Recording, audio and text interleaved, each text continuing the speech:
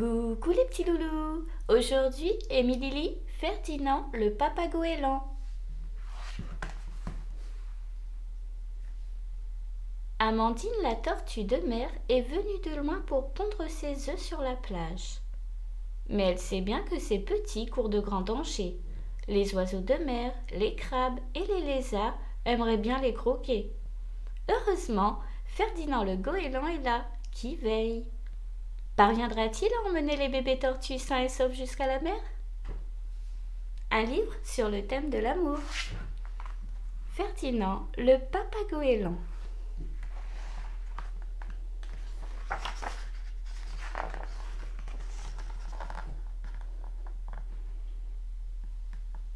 Cette histoire commence au bord d'une belle plage.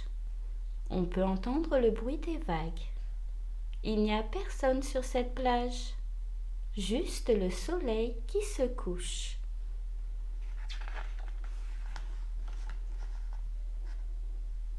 Soudain, quelque chose sort de l'eau, quelque chose de très gros, qui se traîne sur le sable, tout doucement. C'est Amandine, la tortue de mer. Elle est venue de très loin pour pondre ses œufs sur cette plage.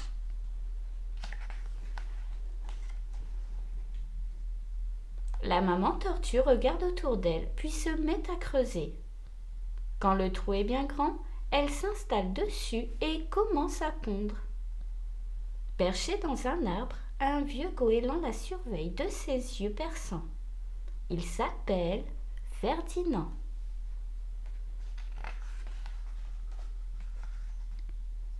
Amandine a terminé de pondre. Elle regarde ses œufs. Il y en a au moins 100. Très fière, elle les caresse de sa patte et murmure. « Écoutez-moi, mes petits. Quand vous sortirez du nid, ne faites pas de bruit et filez vite à la mer. Au revoir, mes bébés. » Puis elle rebouche son trou et, doucement, retourne à l'océan.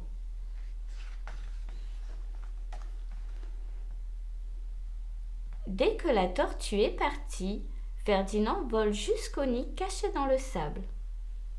Les oiseaux de mer, les crabes et les lézards qui vivent par ici adorent croquer les petites tortues. Alors Ferdinand est bien décidé à attendre les petits. Ah ça oui!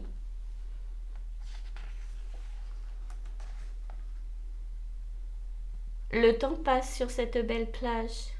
De gros lézards se dorent au soleil. Des mouettes se chamaillent, des goélands pêchent dans l'océan.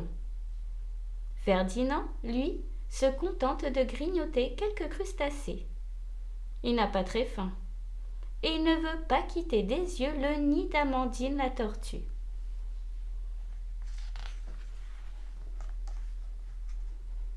Un soir, Ferdinand sommeille au creux d'un rocher quand il entend un bruit.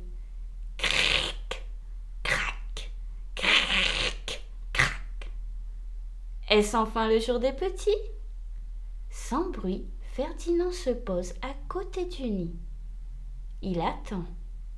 Il a tout son temps.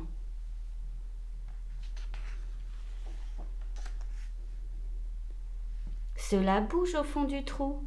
Et soudain, la première petite tortue sort la tête du sable. Qu'elle est jolie!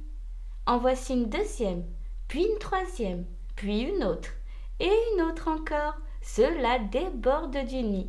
Le sable est envahi. C'est le moment qu'attend Ferdinand depuis si longtemps. Il s'approche, ouvre son bec d'un air menaçant.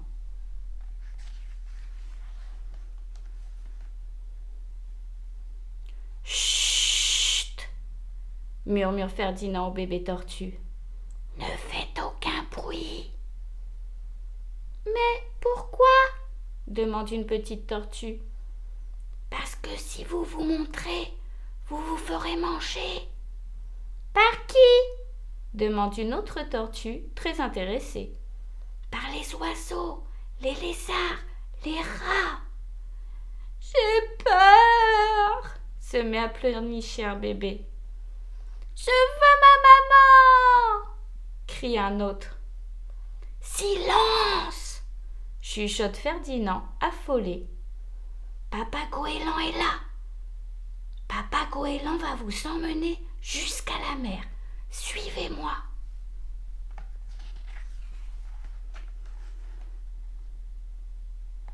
Ferdinand ouvre le chemin et toutes les petites tortues le suivent en file indienne. Soudain, on entend comme un grand coup de vent. Cela fait pfff. Tous à l'abri! Cachez-vous vite! Crie Ferdinand en ouvrant grand ses ailes. Un oiseau immense se pose près du vieux goéland. Il est noir et son regard est méchant.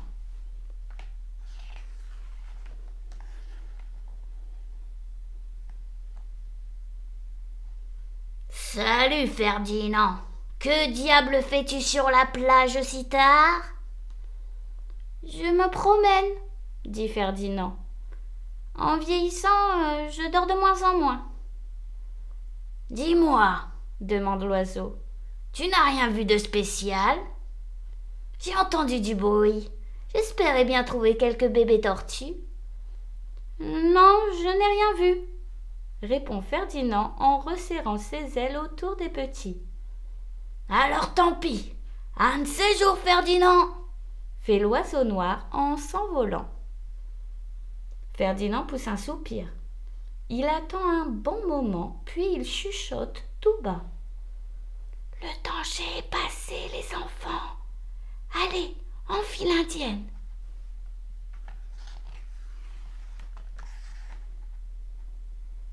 La mer n'est plus très loin, mais les petits avancent, très lentement. Ferdinand surveille les alentours.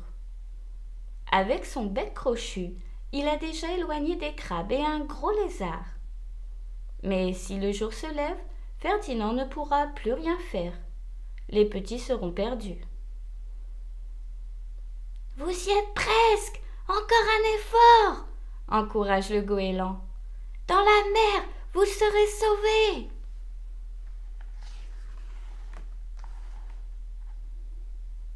Enfin, le premier bébé tortue atteint la mer. Il pousse un cri de joie en sentant la fraîcheur de l'eau sur sa peau. Comme c'est bon! Et plouf! Il est emporté par une vague. Il a juste le temps de crier « Au revoir, papa goéland !» Plouf, plouf, plouf. Les autres petites tortues plongent aussi. Ferdinand les regarde partir avec un grand sourire. Mission accomplie. Amandine, sa chérie, sera contente de lui.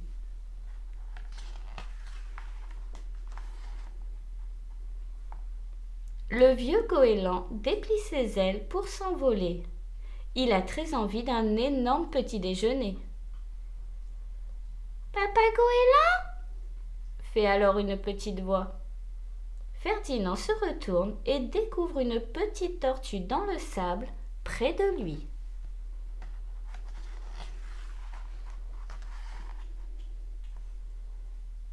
« Mais qu'est-ce que tu fais encore là, toi ?» gronde Ferdinand. « Veux-tu vite aller à l'eau ?»« Je ne veux pas aller à la mer.